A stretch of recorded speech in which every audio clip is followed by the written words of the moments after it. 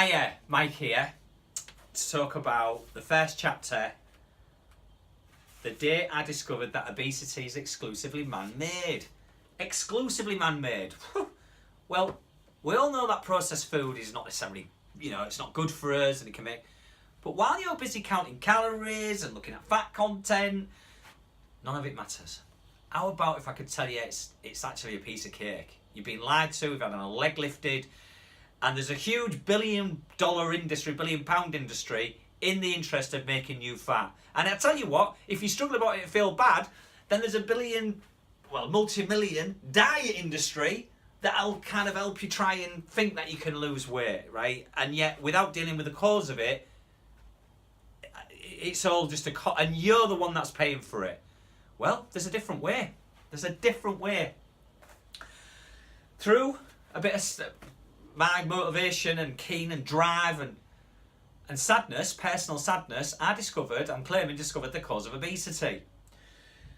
And through this book called Carbs and Cals. My son is a type 1 diabetic. And through that information and through going to the hospital, my local hospital actually, the fantastical NHS, discovered extremely something powerful. That the same thing that raises blood sugar in diabetics is the same thing that's causing weight gain. And when you process a food, something very powerful happens to the amount of insulin that's required to deal with the blood rise. The carb count goes through the roof. And what happens is, when we process a food, the weight of the food comes down, so something goes missing, that's generally the goodness, and it's replaced generally by sugars or fats, but it's that mix that make it highly dangerous for people who are trying to lose weight. So I'm actually claiming now that obesity is a completely unnatural state, really, and it's a natural reaction to a completely unnatural environment. And in fact, I'm going to go further to say this. Obesity is exclusively man-made because you cannot get fat in nature. You can't do it. In fact, for the first time in history, Eskimo Indians last year, Inuit Indians, have been seen to be putting on weight. First time ever in documented history. What is it they're eating? Not natural food. They've been eating packet pasta. So,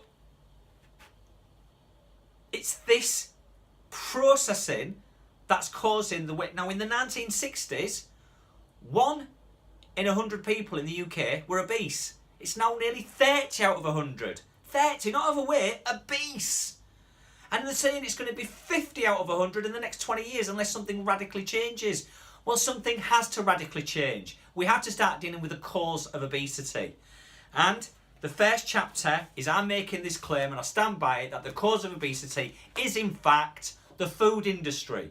And the reason there's so much obesity is quite simply there's a billion-pound industry aimed at selling their products, which mostly are designed and they make you fat. They make you put excess weight on. And there's also another million dollar industry, and it's probably close to $1 billion. I'm sure it is actually. I'm sure it must be billions of dollars anyway. That there's an industry designed to make you fat, and there's an industry designed to make you feel bad and to go to them to try and come up with an answer. No, it's time to grow up, and to start to make weight loss a piece of cake. Because we're starting to deal with the cause of it.